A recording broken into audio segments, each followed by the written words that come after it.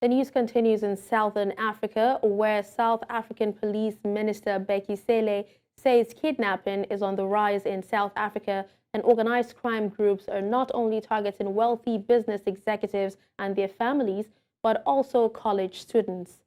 According to the most recent crime statistics from the South African Police Service, there has been a noticeable 8.6% increase in abduction instances reported in South Africa compared to previous year, with 3,854 incidents registered between April and June 2023 alone.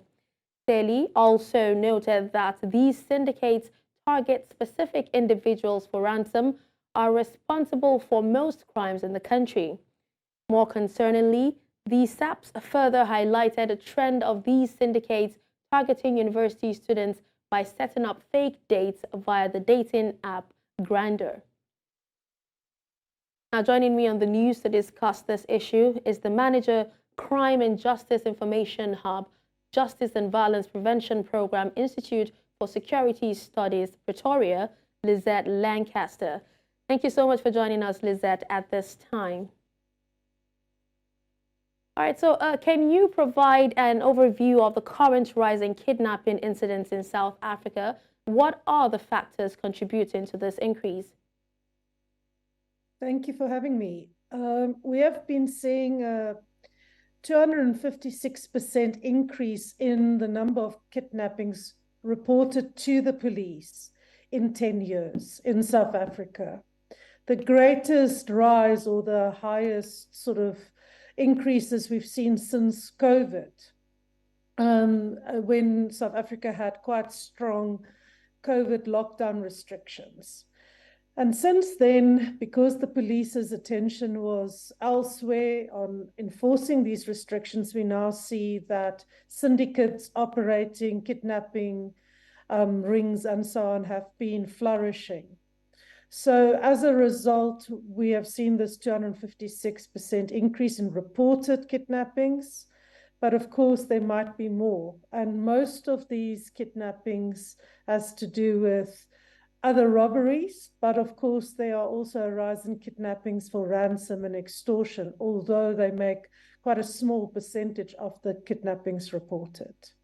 All right, Lizette, has there been a specific geographic pattern or even areas with higher rates of kidnapping in South Africa? If yes, what are the reasons behind this particular concentration? So about half of all the kidnappings reported to the police take place in Gauteng province, the most populous and also province and also the economic hub of South Africa.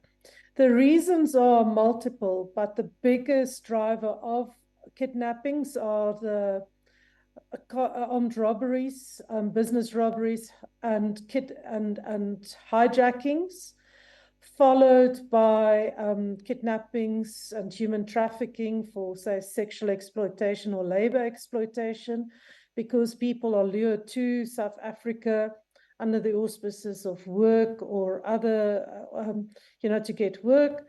And then there are also, linking to women and children that get trafficked or that are followed on social media and then enticed to meet up with somebody either for work or for, as being trolled as, say, a sexual prospect. But the kidnapping for ransom and extortion are the predominant ones that are taking place here too. And that's what we saw with these college students being found on Grindr that were kidnapped and ransom requested from their parents or guardians. Okay, well, I'm sure you'd agree that this is a problem that actually needs immediate solution. But how effective has law enforcement been in addressing kidnapping cases in South Africa? Have you heard, or are there any challenges that they face, such as lack of resources or even coordination, that hinders their efforts? Yes, so probably the two you mentioned are the greatest problems and has been behind the rise, because these syndicates are not taken care of. So police resources are very thinly spread because of our violent crime problems and armed robbery problems. We have seen the emergence of task teams, kidnapping task teams in provinces like Gauteng, Western Cape, and KwaZulu-Natal. They've made huge successes and inroads into some of these syndicates, as we've seen with this so-called grinder syndicate, where several arrests were made linked to over 50 kidnappings. So they are starting to get on top of it. But of course, the task is very large and it will need greater coordination.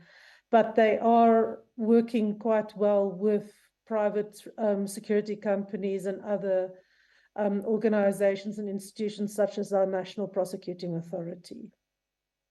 All right. Well, thank you so much, Lizette Lancaster, for your time and speaking to us on this particular issue. We appreciate your time.